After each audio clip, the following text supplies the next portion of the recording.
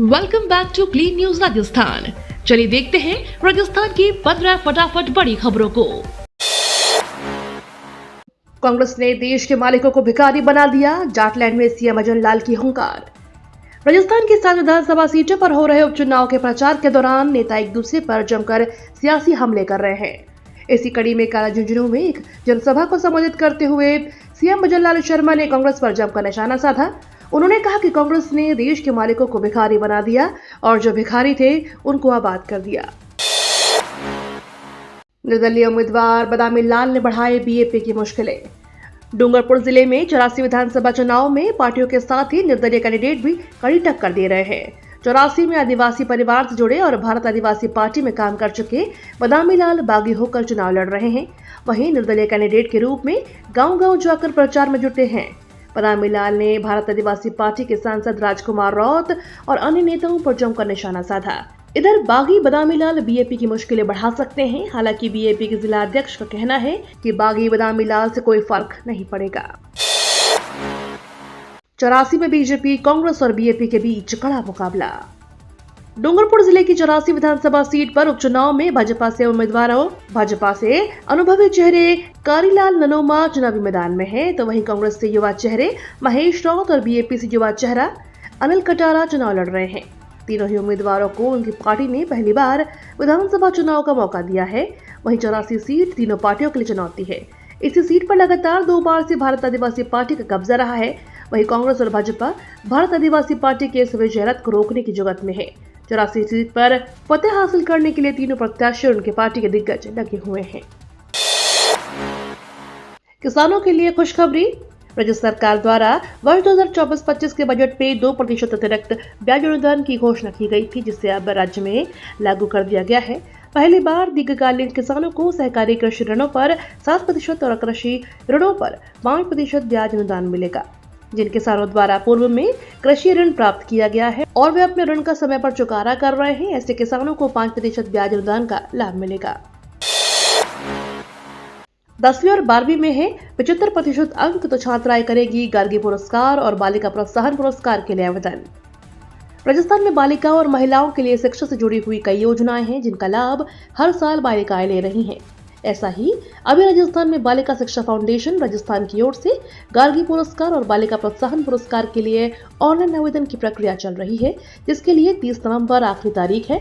आपको बता दें, गार्गी पुरस्कार के लिए इस साल राजस्थान में 3,39,000 बालिकाओं का इसका लाभ मिलेगा, जिससे अब तक लगभग 1 लाख बालिकाओं ने आवेदन किया है। इसके बाद अंतिम रूप में इस योजना की राशि बसंत पंचमी के दिन डीबीटी के जरिए बालिका के खाते में जमा होगी। भगवा रंग में नजर आएंगे राजस्थान के सरकारी कॉलेज। राजस्थान में सरकारी कॉलेजों के मेन गेट और गैलरी को भगवा रंग में रंगने का आदेश जारी हो चुका है। जयपुर स्थित कमिश्नरेट कॉलेज एजुकेशन ने फर्स्ट फेज में 20 कॉलेजों को यह आदेश जारी किया है, जिसमें कॉलेज बिल्डिंग के सामने लगे एरिया और एंट्रेंस हॉल का रंग व्हाइट, गोल्ड और ऑरेंज ब्राउन करने के बारे में कहा गया है। बताया जा रहा है कि इन कॉलेजों में काम पूरा होने के बाद बाकी बचे कॉलेजों में भी पेंटिंग कराने का आदेश जारी किया जाएगा। 13 तारीख को झुंझुनू में खाली होगा औला का झोला। राजस्थान में उपचुनाव को लेकर नेताओं का प्रचार तेज हो गया है। ऐसे में मुख्यमंत्री शर्मा ने झुंझुनू विधानसभा उपचुनाव में जनसभा को संबोधित किया। सीएम ने कहा कि झुंझुनू की धरती जवानों और किसानों की है। शेखावटी का पानी और यहाँ का व्यक्ति बहुत ही गहरे हैं। झुंझुनू की हवा बदली बदली सी नजर आने लगी है। बता दें, बीजेपी से प्रत्याशी राजेंद्र भामू के समर्थन में वोट की अपील के लिए झुंझुनू के सुल्ताना में मुख्यमंत्री ने सभा की है। इस दौरान उन्होंने झुंझुनू विधानसभा की जनता से बीजेपी के पक्ष में वोट डालने की अपील की थी। साथ ही सरकार की जल कल्याण योजनाओं की चर्चा के लिए कांग्रेस पर भी हमला बोला। सामाजिक कल्याण विभाग व झुंझुनू जिले के प्रभारी मंत्री अविनाश गहलोत ने अपने संबोधन में कहा कि इस बार झुंझुनू की जनता 13 तारीख को झुंझुनू में औला का झोला खाली करेगी। इस बयान के बाद झुंझुनू में एक बार फिर से चुनावी चर्चा गर्म हो गई है। यूजीसी का नया फैसला। यूजीसी का नया फैसला। आयुर्वेद के प्राचीन विज्ञान को बढ़ावा देने के लिए यूजीसी ने आयुर्वेद बायोलॉजी विषय पर नेट परीक्षा में शामिल किया है। अब राजस्थान में भी विद्यार्थी इस विषय का चयन कर सकेंगे। यूजीसी के इस फैसले से राजस्थान के छात्र छात्राओं में खुशी की लहर है। इससे शैक्षणिक और अनुसंधान को बढ़ावा मिलेगा। इसके बाद यूजीसी नेट में अब 105 विषय हो गए हैं। यूजीसी के अध्यक्ष प्रोफेसर एम जगदीश कुमार के अनुसार नेट परीक्षा में आयुर्वेद बायोलॉजी विषय प्रारंभ होगा। इससे अभ्यर्थियों को आयुर्वेद के संस्कृत ग्रंथों पर शोध, प्राचीन ज्ञान और आधुनिक विज्ञान को समझने का अवसर मिलेगा। खेत में जलाए पराली तो होंगे ये बड़े नुकसान। राजस्थान के हनुमानगढ़ जिले में रबी सीजन शुरू हो चुका है। किसान खेतों में रबी फसलों की बिजाई में जुटे हुए हैं। अब तक 60,000 से अधिक क्षेत्रों में सरसों की बिजाई हो चुकी है। मौसम का पारा थोड़ा गिरने पर अब गेहूं की बिजाई भी शुरू कर दी गई। इसी बीच कृषि विभाग के अधिकारी कम सिंचाई पानी वाली फसलों की बिजाई करने की सलाह दे रहे हैं। इधर धान उत्पादक किसान लगातार खेतों में पराली जला रहे हैं। प्रशासनिक स्तर पर इनमें समझाइश के प्रचार चल रहे हैं।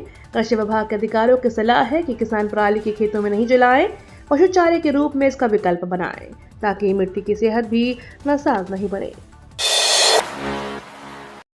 अभ्यर्थियों के लिए खुशखबरी। रीट परीक्षा की तैयारी कर रहे अभ्यर्थियों के लिए बड़ी खुशखबरी सामने आई है। अगले साल 2025 में फरवरी में रीट परीक्षा का आयोजन होगा। आपको बता दें, हर बार की तरह इस बार भी रीट परीक्षा का आयोजन राजस्थान माध्यमिक शिक्षा बोर्ड द्वारा करवाया जाएगा। रीट परीक्षा पास करने के बाद ही स्टूडेंट शिक्षक भर्ती परीक्षाओं के लिए पात्र होते हैं। दरअसल इस रीट एग्जाम को क्लियर करने वाले स्टूडेंट्स को शिक्षक भर्ती परीक्षा लेवल 1 और लेवल 2 के लिए योग्य माना जाएगा। आपको बता दें कि रीट की परीक्षा में इस बार पेपर में स्टूडेंट्स के लिए OMR शीट में 5 ऑप्शन होंगे, जिसमें स्टूडेंट्स को जवाब नहीं देने पर नेगेटिव मार्किंग का प्रावधान होगा। जयपुर डेयरी अब आपके घर तक पहुंचाएगी शुद्ध घी। आजकल के भागदौड़ बड़े जीवन में लोग अपने स्वास्थ्य का सबसे ज्यादा ध्यान रखते हैं, जिससे लोग एक्सरसाइज से लेकर शुद्ध खान पान पर सबसे ज्यादा ध्यान देते हैं। बाजार में आए दिन दूध, घी, पनीर जैसे खुले प्रोडक्ट्स में मिलावट के मामले सामने आते हैं। ऐसे में लोग अधिक से अधिक शुद्ध डेयरी प्रोडक्ट्स को सबसे ज्यादा पसंद करते हैं। ऐसे में शादियों के सीजन से पहले जयपुर डेयरी ने भी अपने ग्राहकों के लिए एक अनोखी स्कीम लॉन्च की है, जिसके माध्यम से अब जयपुर डेयरी लोगों के घर तक शुद्ध सरस घी की डिलीवरी करेगा। दिल्ली जाने वाले यात्रियों को रेलवे ने दी बड़ी सौगात। राजस्थान के श्रीगंगानगर जिले से दिल्ली की रेल यात्रा करने वाले यात्रियों के लिए अच्छी खबर है। रेलवे ने नववर्ष की शुरुआत में ही इलाके की जनता को एक नई सौगात दी है। रेलवे ने दिल्ली इंटरसिटी ट्रेन में एक नया LHB रैक शामिल किया है। वहीं रेल प्रशासन की ओर से इसके आवंटन की सूचना जारी की जा चुकी है। ZRUCC के पूर्व सदस्य भीम शर्मा के अनुसार दिल्ली इंटरसिटी ट्रेन के साथ साथ बठिंडा से दिल्ली के लिए संचालित होने वाली किसान एक्सप्रेस के यात्री भी इस सुविधा का लाभ ले सकेंगे। प्याज के बाद लहसुन ने बिगाड़ा खाने का स्वाद। राजस्थान में खाद्य पदार्थों की महंगाई के चलते रसोई का बजट बिगड़ गया है। अभी तक खाने की थाली का स्वाद सिर्फ प्याज के कारण बिगड़ता नजर आ रहा था। अब इसमें लहसुन का नाम भी जुड़ गया है। 3-4 महीने पहले जो लहसुन 100 से 150 रुपए प्रति किलो तक बिक रहा था, वो अब 500 रुपए प्रति किलो तक पहुंच गया है।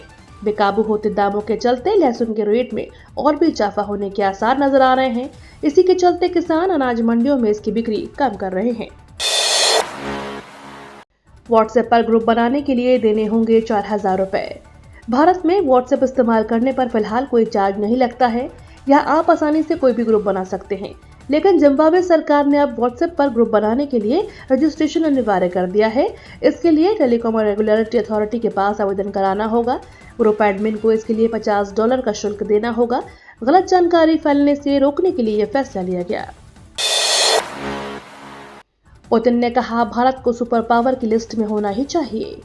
रूस के राष्ट्रपति व्लादिमीर पुतिन ने एक बार फिर भारत की तारीफ की है। उन्होंने दुनिया से अपील की है कि भारत को महाशक्तियों की सूची में शामिल किया जाना चाहिए। भारत दुनिया की सबसे तेजी से बढ़ती अर्थव्यवस्थाओं में से एक है। साथ ही पुतिन ने विश्वास जताया है कि सबसे बड़ी आबादी वाला भारत देश का अच्छे से विकास करेगा। आपको बता दें, भारत रूस से हथियार खरीदता है। दोनों देश मिलकर हथियार भी बनाते हैं। ये तो थी राजस्थान की बड़ी खबरें। रोजाना सबसे पहले अपडेट पाने के लिए क्लीन न्यूज राजस्थान को अभी सब्सक्राइब करें।